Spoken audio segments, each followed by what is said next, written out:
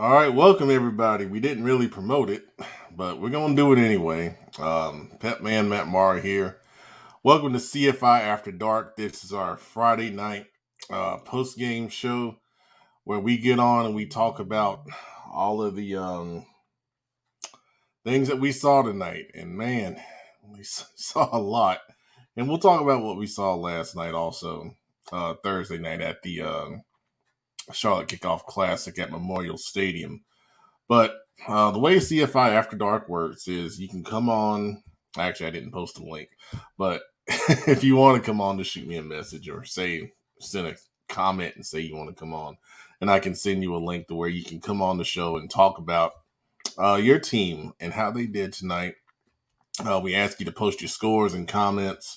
And really, this is really an interactive show. Pretty much, we'll talk about what you post, um, and we gonna go from there and let everybody kind of weigh in with their comments, good, bad, or indifferent. But that's what this show is. So to get it started, while everybody's kind of coming on and realizing that this is live, um, tonight we were at Olympic and we were doing the Air Traffic Classic, which is the new matchup between Olympic and West Mech. And Olympic, oh my gosh, they were so impressive. They won that game 42-0. And coming into the game, that's not what we expected. We expected a close game. We expected a game that was going to be a four-quarter game, strong defense on both sides. But Olympic, they showed why they were conference champs last year. They really came out and, just took it to West Mech pretty much from the start, and they just kind of steadily controlled the play with the running game. The defense, forced a couple turnovers, and offensively, they did a lot of good things running and throwing the football. So, really, really strong performance there. We did some interviews after the game with three of the Olympic players. It's out on social media right now. You can check that out, along with their celebration after winning that Air Traffic Classic trophy. So, just go check that out. Support those guys doing a great job and winning that, big game for them tonight. Now, there's a lot of games that have been, kind of talked about for a long time. And we had a long off season, and we finally got to some of those games tonight. And I'll tell you, some of them lived up to the billing and some of them did not. And if you're watching this, you're probably, going to know where I'm going here. So please chime in if you were down in Cleveland County and let us know what your observations were. We got the scores, obviously. Crest winning a huge game over Gaffney, 44-38. An incredible performance. I was told that Natavius Husky, the Crest quarterback, looked really, really impressive, which is nothing new. He's a known commodity, but, sometimes, people forget how good people are. And, he obviously went out there and did his thing in a shootout game, which, is super impressive, and Chris has to be so excited about that performance against a team that, a lot of people felt like they couldn't hang with. And that's a big win, not only for the Chargers, but for the state of North Carolina, because, there's a lot of talk that, South Carolina is superior. They put more money into their facilities. They take high school football more serious down there. But I mean, that shows that North Carolina is right there, and they're legit, man. And kudos to the Chargers, man. It's awesome, for them to get that win, and it's awesome for the state um, to get that signature victory over such a strong program in the upstate. I remember when Harding a couple years ago when they won their state title, they beat Gaffney. And the Gaffney fans were so upset for the next week that they were sending us messages and voicing it to us like, we okay. So I can only imagine what it's gonna be like for those guys. And wow, that really lived up to the billing. And then in Cleveland County, once again, we saw that Kings Mountain was victorious over Shelby. That final score, let me get that final score right exactly so I'm accurate here. I'm looking at Max Preps now. I think it was like 34-17 or something like that. But big win for Kings Mountain in that rivalry. It'll be interesting to see how Shelby is able to bounce back. We know when they get into conference play, they'll face some teams that they'll be favored against. But yeah, the final score was 34-17. So, Coach Heron at Kings Mountain getting a big win. His first as a new head coach down there. But overall, I mean, it's really impressive, man. It's impressive, and to kind of have that kind of staff turnover and try to get all those players on the same page, and in a big week one game with the pressure on you to win as the suggested favorite. I see that comment, Jimmy. That's good stuff. But I'll post some comments here in a second as well. But it's really impressive, for them to get on the same page and get that done. And we'll see, where they go from there. And I'll post Jimmy's comments for talking about Cleveland County. Said all Cleveland County schools win except for Big Shelby. Well, if you win, you get the right to talk. So, and I know there's a lot of talk going on Facebook. I didn't share it there. I should have, because I know this probably would have spilled over here, but that's okay. They'll see the replay. They'll be ready for week 2. But that's awesome.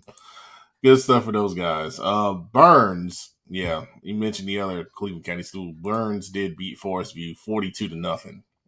So really impressive for those guys. They looked good in the scrimmage week, and they carried that out tonight. So really impressive for Cleveland County overall tonight. Good stuff. All right, to your comments. Let's start at the top. Trayvon Gaither says Community School of Davidson wins 40-7 over Hickory Hawks. Good win for Community School. Really good program. They're going to be right there in the mix, once again in that I think it's the Catawba Shores now. I think they renamed it. It used to be the football only conference. Now it's Catawba Shores 1A, 2A conference, I believe. Chat administrator, of course he's here. We got a show. Didn't even tell anybody. 31-24, Mooresville over Davie. What was a comfortable 31-10 lead with 4 minutes to go suddenly gave me a heart attack with Davie having a chance to tie. Wow. With 20 seconds left. So we talked about this on the show, how Davie County is known for a really strong offensive attack. And, there was a little bit of debate back and forth on, how good there is their offense versus the Mooresville defense that's strong. So sometimes when you get those, power on power matches, you get really good football games. And that's what you had right there. Shout out to Mooresville for that big victory to start their season 1-0. My podcast buddy, Joe Bombo. Just tuned in. Great and interesting win for Rollsville. Yeah, give me some details on that. So Rollsville defeated Butler. The score I got was 21-19. So yeah, Joe, feel free to weigh in. I know you said you were going up there tonight to check that game out. So yeah, feel free to post your comments and let us know what you saw, man. But yeah, we do a podcast on the semi-regular.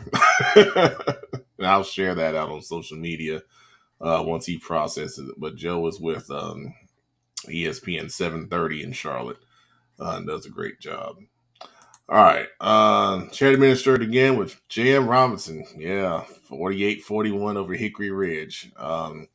Shout out to the J.M. Robinson running back with 300 plus yards and 7 on the ground tonight. My goodness. Yeah. You guys tag me in that in Twitter, and he will definitely be a Pet Man player. There's no doubt in that. Let me find that tweet so I can, shout out the young man's name because, that's an incredible performance, and you need to be recognized for something like that. But I got some feedback, from trusted sources on this game, and the big thing was, as obviously in the stats played out. J.M. Robinson was able to control the line of scrimmage with the run game. And, he did an awesome job in doing that. And the young man's name is, I hope I say this right, Nalej Wright. I hope I'm saying that right. He's a class of 24, obviously running back, 5'9", 160 pounds. He will definitely be a pet man player.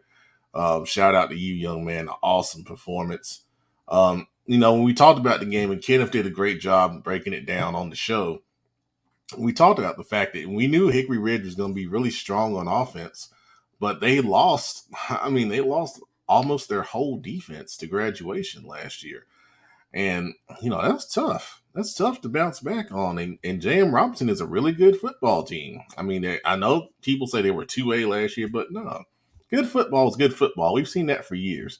And, they came in there, and Coach Seidel in his first game back in Cabarrus County. He's been down in Blythewood, South Carolina the past few years, but he was the old Hickory Ridge coach. So there were some storylines in that game. But a great job, and hats off to him for picking up his first victory at J.M. Robinson. And I'm sure that was a fun football game to be at, man. Good stuff. All right, other scores from the chat administrator. South Iredale, 38-0 over North Iredale. Lake Norman, 7-6 over North Mac. Yeah, when that came across, that was interesting. I think Zoom, tagged us in that one. Kenneth was at Northwest Cabarrus over West Cabarrus. He was there, 21-0. Had some thoughts on Twitter. You can go check those out. And then A.L. Brown over West Rowan, 38-27. Shout out to Coach Harden getting his first win back over with the Wonders. So, really good football. Now, the one that really stands out is the Lake Norman over North Mac, 7-6. We had North Mac in our CFI Classic Jamboree. And, the thing that stood out about those guys, the young talent and the speed. They had really good speed. They gave up one TD to West Forsyth, but that was on a fourth down play. And they really kind of caught them in the right coverage. But really young, talented team. And I mean, that's impressive with Lake Norman, because we know Lake Norman is really big up front. They got some skilled guys. And, even in a loss, sometimes, coaches will say, we don't like moral victories, but that's a staying on impressive for North Mac right there. And, they're coming into it, man. Really shout out those guys. Lake Norman was able to pull that out. I believe that was at Lake Norman as well. All right. Mr. SRT, good night for football. But, oh, yeah, absolutely. Absolutely, man. Great night. Great night. Felt good, too. Wasn't too hot. Wasn't too humid. It's good stuff, man. Scott Curtis, excited to spend another season with CFI. Glad to be here, man. We're glad to be here. And we're going to keep on being here for as long as we can, which we hope is a long time. Nick Canales coming in. That OL was dominant as well. Hog Molly's out there. You run for 300 plus yards with one young man. Yeah. It's pretty dominant OL play. That was another report I got from that game. Good stuff, man. Congratulations. All right. 40-7. Dudley over Page. Yep. I was reading some stuff about that game, and, people were saying Page is, different and it's going to be closer. But, I mean, Dudley is Dudley. I mean, that they do what they do. And, them and Grimsley, I wish they would play. I've read some stuff on, whose fault is it that they don't play. But, the best in Charlotte, we just saw, last night with Independence and Mallard Creek, iron sharpens iron. And both of those teams are going to be better for playing each other. I think Grimsley and Dudley would be amazing. And hopefully, we get a lot of Charlotte on Charlotte matchups in the playoffs. How about a little Greensboro on Greensboro matchup? Can we arrange that? Is that possible? I mean, I think that'd be nice if that's possible. I don't know. Anyway. Miss Watts, good evening. Good evening. I saw Barry, I was tagged in that score. Barry beat East Mac 32-24. Entertaining game right there. So Barry goes 1-0 in the season. East Mac 0-1, but both teams obviously did some things well on offense. And they can build on that. They can build on, the things that they did and try to correct the things they didn't do well on defense. And, Kim, if you got some players that, played well in that game, because I'm pretty sure you were there, feel free to let me know who those players are so we can shout them out. Great job. Bam Bam Lynch says Albemarle should have beat Ashboro. Okay. Tell us why. I don't know. Maybe you did down later in the comments, but if you didn't, yeah, let us know. Let us know what happened in that one, man. Good. Dedicated viewer, Terrence lost, and yep, let's talk about it. Um, the one thing I said about this game, when we were previewing it was we knew Mallet Creek wanted to be physical up front. That's what they do. They want to establish the run and maybe take some shots over the top because we know the quarterback Evan Rambert has a big arm and they've got good speed. Um, when you look at it and you break it down offensively, Mallet Creek they were playing two quarterbacks. Of course, it was Lambert. I said Rambert.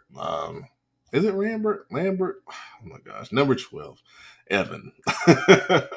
He was the main guy, and then they had number 15 come in, whose name I wrote down. I think his last name is Knight. He was kind of like the Wildcat, athletic, fast type of quarterback.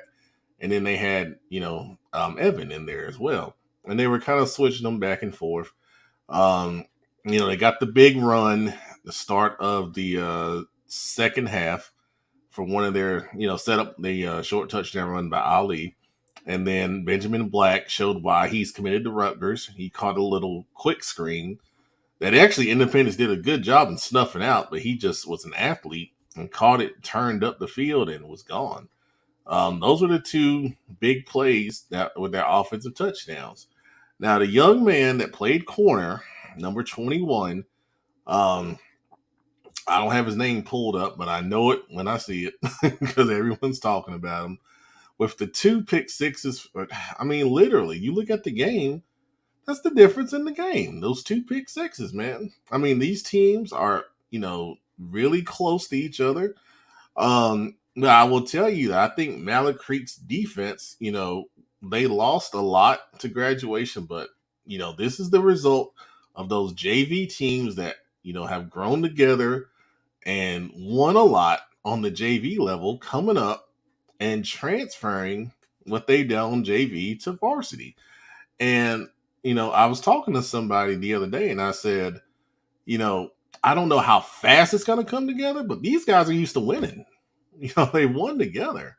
And, I kind of felt like, once they got, they got the Beeford game next week and, they got a couple early tough games. But once they got in the conference, kind of like what we said last year, they'll be stronger together. And then that talent's going to show. But it came out, Thursday night, man. Rushing 3 and getting pressure on the quarterback allows you to drop 8.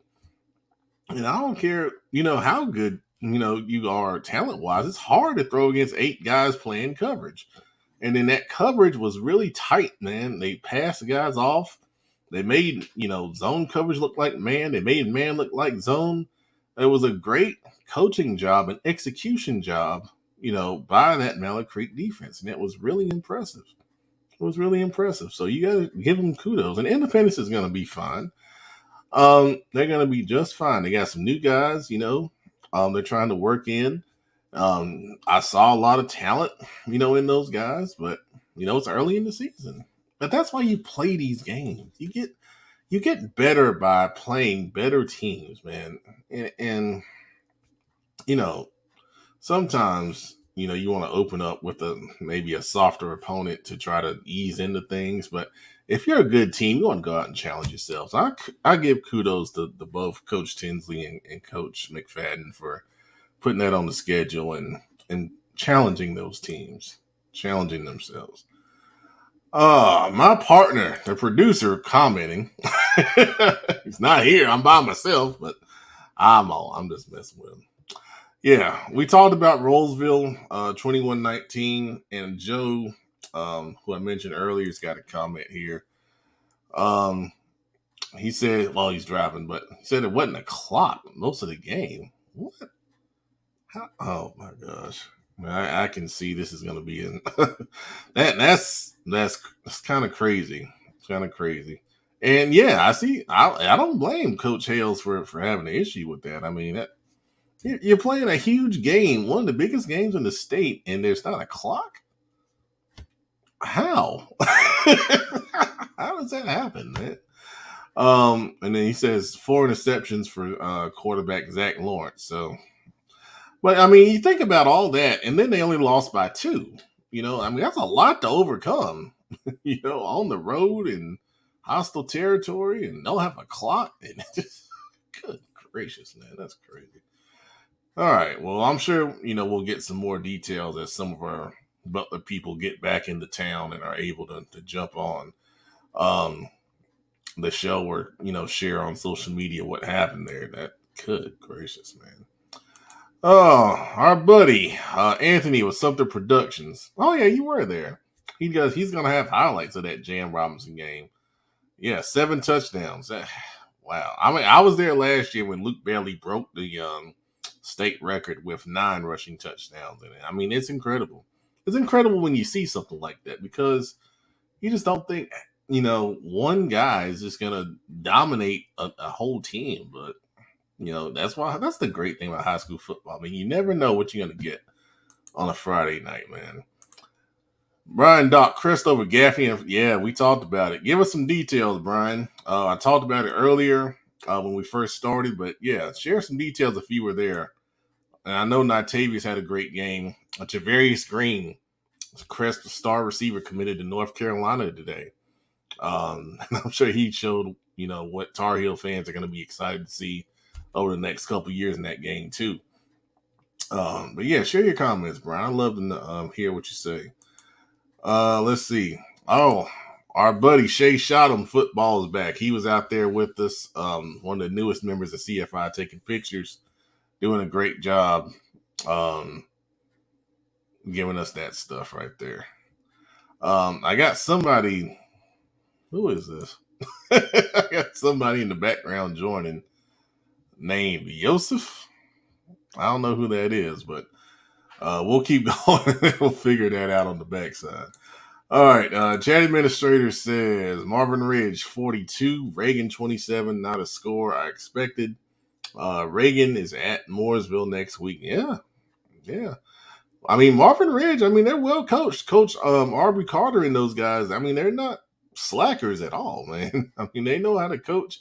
And then losing, Brody Keefe to Myers Park, a lot of people kind of just said, well, I guess Marvin Ridge won't be as good, but no, they got other guys down there, man. And Reagan, strong offensive team, but they got Marvin Ridge has some legit talent with Evan Metters at quarterback. I mean, he's a big time player, so good stuff, man. It's really great for Marvin Ridge to get that, kind of big win for their season to start off. All right, let's bring on Yosef, who is better known as Joe Hughes. And he's going to share some details here. Yosef! How you doing, man? You went? Hey, what's up, man? Crazy night, man. Crazy night. Tell us about tell us about that. You're at Crest, or where were you at? Kings Mountain. I was at Kings Mountain with Big Shelby, Big Eye, whatever the heck he wants to call himself these days. What did you see out there, man? Basically, you saw 2 teams that are one's basically trying to sharpen itself in Kings Mountain. They did a lot of good things, ran the ball real well, very, very, very physical. And really, Shelby didn't have an answer for it. That pass rush was amazing. Curtis Simpson had a couple of sacks. Antonio Armstrong had a couple of sacks and had constant pressure. Javier Curry was he was balling out of control as well. You also, on the offensive side, you had Teddy Jeffries that had a touchdown, a very physical touchdown run early before he left with a hyper extended arm. Hill, who picked up the slack late after Jeffries left. He looks like a bowling ball of nails. That's the best way to describe him. Just a flat-out bowling ball that just you can't really bring down with one guy. And Camden Zolo, who we know from North Gaston and Clover previously, he showed some good command of the offense. He won that 3-man battle, and he basically showed Straight Heron and the coaching staff the progress that they were looking for. So you have that on that end for Kings Mountain. Shelby looked young. Land Farmer struggled, but we kind of expected that against this defense. And I think Shelby's going to be fine down the road. Well, they just got to learn and take these lumps early on. And of course, you got Kings Mountain, you got AC Reynolds, you got Crest coming up, and it doesn't get any easier, So it's going to be interesting to see exactly how things unfold and develop for them. Man, wow, that's what you said about the Kings Mountain D line. That's really why I picked them first. Overall in the county.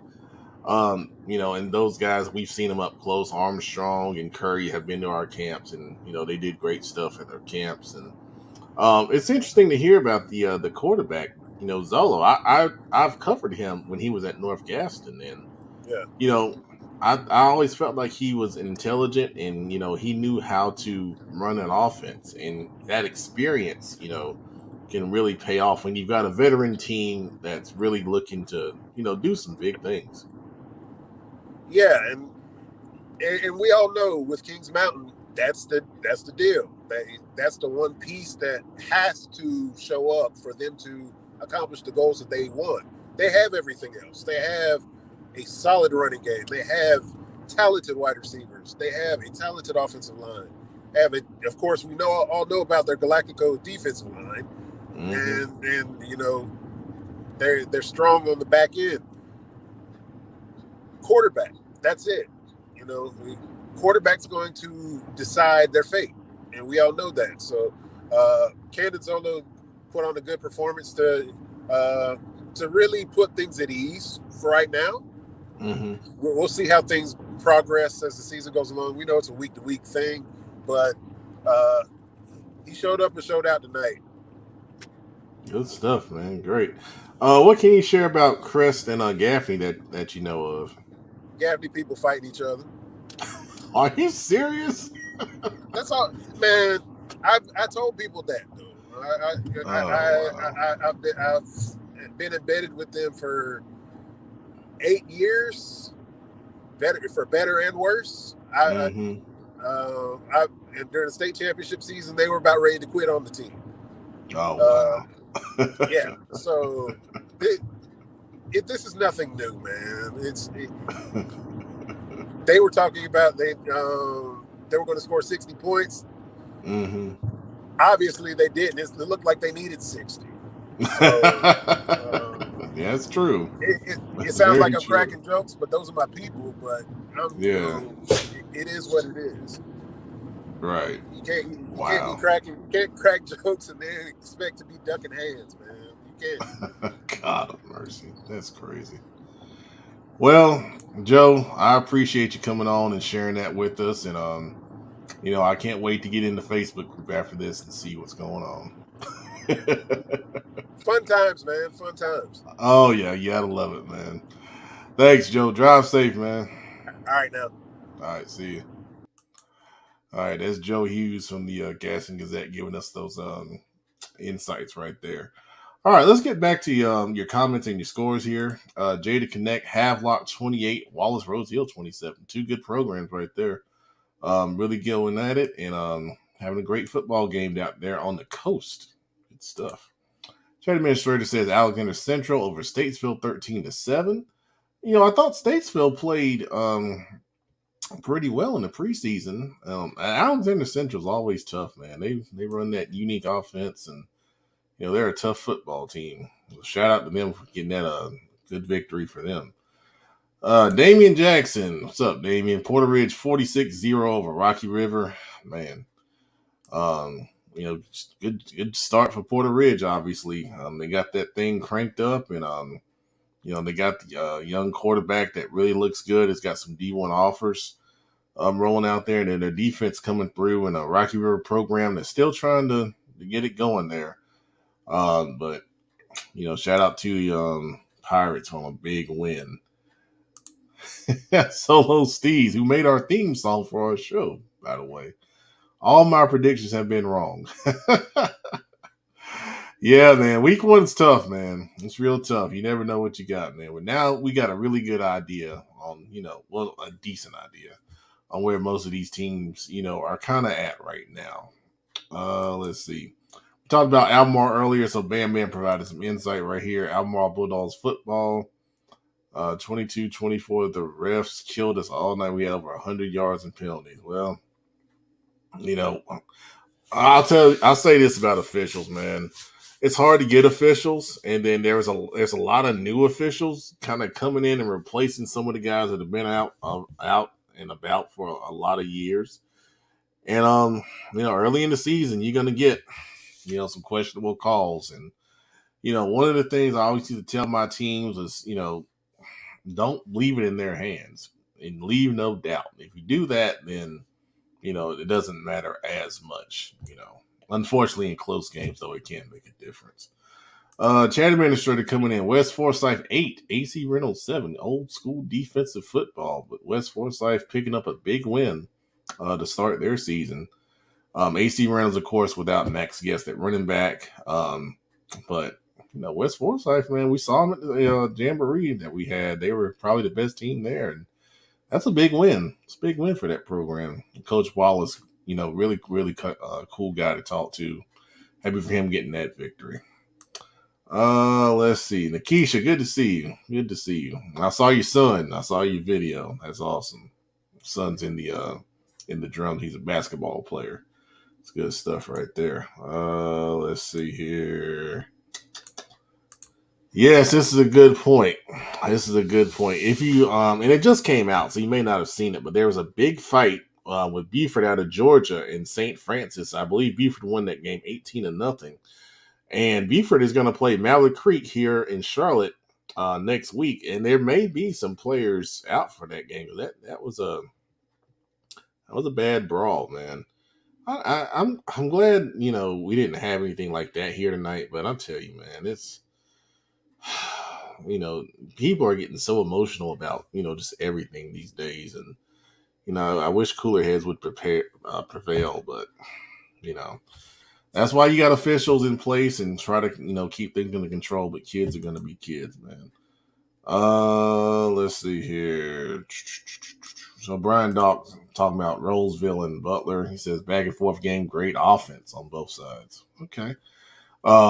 So Joe told us that Zach Lawrence threw 4 interceptions, but great off. So I mean, you can have and that's what a great game's about, back and forth stuff. You get a little mix of everything, man. So I'd love to hear some more details about that big Butler and Roseville game up at Roseville. Scott Curtis, be remiss not to mention the good rivalry game tonight. RG Kell trusted their defense and their O-line to hammer home a win on the road at Providence. Big game next week against Weddington. Shout out to AK coaching along Chris Wedding on their opening the season with a barrier win. Yeah. RG Kell, I believe, won that game 13-10. Strong showing for their defense. And, one of the things we said talking about this game on the show was RG Kell's defense is their strength. And I feel like Providence, I think they showed well. We feel like with Jackson Debe at quarterback, they're kind of changing things offensively. So early on, it's good to see that their defense, played well because, kind of last year, that was a little bit of an issue, but good football game between two rivals right there. And, I think both teams can take some positive things out of that game, even though RGK came out on top by 3. So, and we talked about Barry a little bit earlier on their win over East Meck 32-24. Let's see here. We got a bunch of comments coming in. Let's see. Jada Connect talking about Reedsville 36. I think that's Western Alamance, if I'm correct. 28. So Reedsville's a big 2A favorite. And, sometimes when you get these early season games, and, I'm sure a lot of people had Reedsville big in that game, but hey, man, it's week 1. Sometimes you don't know what these teams have, and you take a team lightly, and you're in a dogfight. So, shout out to Reedsville for finding a way to win. Great teams find ways to win when they're not having their A game. So, at the bottom line, if you can win and learn something from it and teach your team a lesson, you take it, every day out of the week. Damon Allen, yeah, we talked about Chris. We had Joe Hughes on. He shared some insight there about Chris, and we had some other talk about Chris as well. So if you got some insight, feel free to share. We'll talk about it, man. Let's see. Got more comments. Let's see. Clayton beat Wake Forest 54-42 out of the East. Good for Clayton, man. Good for Clayton. I know some people associated with that program, and that's a good win for them. That's really good. Let's see. Gene Neely Jr. Huss with the win, 44-21 overdrawn. So Hunter Huss getting off to a 1-0 start. I'm glad. Coach Thompson is a really good guy, and he's had to kind of rebuild the program a little bit. Playing some younger guys and coming into their own a little bit now. Some of those younger guys growing up, and that's a good win. Drawn is probably one of the better 1A programs in the state. So that's a good win. It's a good win for those guys. Deidre, she is a big time Butler fan. I know she's got some good insight here. We got a comment here. This is about the clock. We talked about Butler and Rollsville. She's saying the clock would work, then stop. No one telling us what the time was. No temporary clock in the end zone. Longest quarters ever, especially when they had the ball as Rollsville. Wasn't fair to our guys. Not making any excuses for the mistakes we made, but it was a calamity. Wow. Yeah, when you have stuff like that, man, Rollsville, you give them credit for the victory. Because the game is won on the field, but not having a clock that's a big deal, man. I'm sorry, that's a big deal. You do a lot of things based off of time, and when the referees keep the clock, they're supposed to announce what the time is at, I believe it's every. I want to say it's every 30 seconds because they're announcing the play clock counting down, so you have to get your play in on time, and then they're announcing the time, and then you can ask for time checks, and they're supposed to give it to you every time you ask because you don't have a clock. So, yeah, that's got to be frustrating. I'm getting frustrated just talking about it. I wasn't there. My goodness. Yeah, Tony, we talked about J.M. Robinson earlier, and the young man that had a great knowledge, right, had the great game with 7 touchdowns rushing. We had a good discussion about that earlier. I saw Richmond lost to 70. I think it was 71st, I believe. It was 41-13, something like that, man. Coach Tills, he's going to get it going, man. He's going to get it going. But that was a really good team they played. A really good team they played down there, man. East Lincoln big over Stuart Kramer, 57-0. Wow. I'm sure the young man Daly for East Lincoln had a big game on the ground and one of the best running backs in the state. Let's see. Stephanie Reynolds, Mountain Island, our buddy, Coach Dub. He called me earlier. I missed it. I'll have to call him back after this. But a big victory, 40-0 over the Cabarrus Stallions to start off their season. Shout out to those guys. They look really strong. They look really strong in 1A, and they're going to push Community School of Davidson in that conference for sure. All right. Coach Tatum for Walkertown. I appreciate you too, Coach. Let us. How did you guys play tonight? Post your score if you did, man. Let us know how you guys did. That's good stuff, man. You guys are really into football. You should check out Coach Tatum's YouTube channel. He does a lot of schematic stuff. He's an offensive guy. Mario Clark Burns big, and we talked about that earlier. 42-0 over Forest View. We talked about that. We talked about Cleveland County. And Burns looks really strong. They look really strong. Yep, and there's that. Yeah, they played 71st. 71st, one of the better teams, in the east side of the state right there. 41-13 over Richmond. Zach Seacrest checking in with Lake Norman 7, North Mac 6. Yep, we talked about that. I really think, Lake Norman pulling out the win is good. Of course, you always want to win, but North Mac, that's a strong showing. Strong showing for those guys. Young talent, coming together. And I'm gonna say this. You think about extra points and 2 point conversions. That game literally won on the extra point, man. Special teams, it counts, man. It really counts. So Coach Tatum's telling us Walkertown beat Atkins 35-14. Good stuff, man. Congratulations. Awesome. Awesome stuff, man. Karen Belt, thank you for this, Karen. Good one right here. Pisgah over Brevard in the mountains. And the governor did the coin toss. And I read that this is the first game that Pisgah's played at home in 3 years because you guys, I don't know if you guys remember or not, all of the damage that their stadium suffered and the big floods that we had. I think it was maybe 2 years ago, and it took a lot, to get their stadium back to a playable condition. And I'm so glad that those kids that have been in that program finally got a chance to play at home.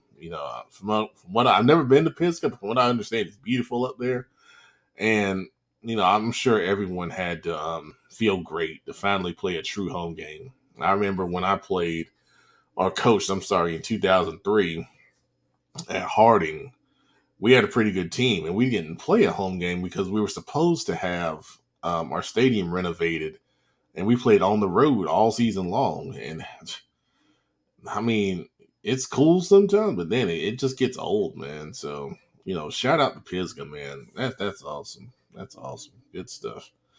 All right. Real quick to kind of finish up here, we're gonna go through some scores that we didn't talk about. Let's see. Cuthbertson was over Parkwood 24-0. Brooklyn Case over our Harding 45-6. Brooklyn Case out of the Columbia area in South Carolina. Sun Valley big over Central Bears. Good win for them, 49-14. Let's see here. Concord big over Piedmont, opening the season 28-0 at home. Our friends at Hickory Grove, they won over Wake Christian Academy 49-14. South Rowan going 1-0 on the season. Good win for them, 36-22 over Union Academy. Metro Christian big 35-0. Hopewell big over Garinger 52-0. Charlotte Catholic big over South Mac 49-16. Monroe big over Central Davidson 56-0. Lake Norman Charter, congratulations to Coach Montroy and those guys, getting his first win 41-8 over South Lake. Now this is a game we picked, and some people picked Ashbrook, but Forest Hills went out, and they are going to be a big time contender. Big over Ashbrook, 55-12. Wow. North Rowan over East Rowan, 51-10. This is the interesting game people were talking about. South Point in Belmont, 35-21 over Lincolnton. West Lincoln, 21-20 over North Lincoln in a good one right there. East Rutherford over Bessemer City, 28-12. South Point down in South Carolina. This is the game we picked on the show. They won at Spartanburg. Good win, 16-14 in a close game there. Watauga over TC Roberson, 13-12. East Burke big over Patton, 47-0. West Stanley big over South Stanley, 34-0. East Gaston winning over North Gaston, 29-14. Good game right there. I read about this game down in the upstate of South Carolina. Nation Ford won on a Hail Mary pass from like 31 yards out, and then they went for two to win the game over Indian Land, 29-28. Amazing. Coach Allen's a good guy. We covered them during the COVID year. Big win for those guys. Swain County was big over Charlotte Country Day, 34-0. Chester over Lancaster, 42-6. Bandy's 35-0 over St. Stephen's.